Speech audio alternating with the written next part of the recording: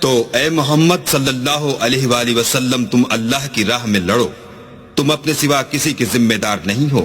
اور مومنوں کو بھی ترغیب دو، قریب ہے کہ اللہ کافروں کی لڑائی کو بند کر دے، اور اللہ لڑائی کے اعتبار سے بہت سخت ہے اور سزا کے لحاظ سے بہت سخت ہے۔ جو شخص نیک بات کی سفارش کرے تو اس کو اس کے ثواب میں سے حصہ ملے گا، اور جو بری بات کی سفارش کرے اس کو اس کے عذاب میں سے حصہ ملے گا، اور اللہ ہر چیز پر قدرت رکھتا ہے۔ اور جب تم کو کوئی دعا دے تو جواب میں تم اس سے بہتر کلمے سے اسے دعا دو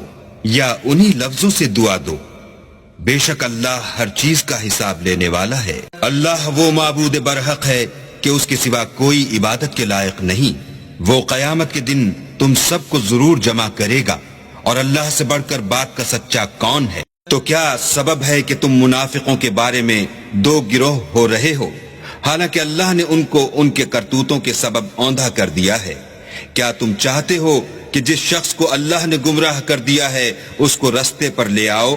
اور جس شخص کو اللہ گمراہ کر دے تم اس کے لیے کبھی بھی رستہ نہیں پاؤ گے؟ وہ تو یہ چاہتے ہیں کہ جس طرح وہ خود کافر ہیں اسی طرح تم بھی کافر ہو کر سب برابر ہو جاؤ۔ تو جب تک وہ اللہ کی راہ میں وطن نہ چھوڑ جائیں ان میں سے کسی کو دوست نہ بنانا، اگر ترک وطن کو قبول نہ کریں تو ان کو پکڑ لو اور جہاں پاؤ قتل کر دو، اور ان میں سے کسی کو اپنا رفیق اور مددگار نہ بناؤ۔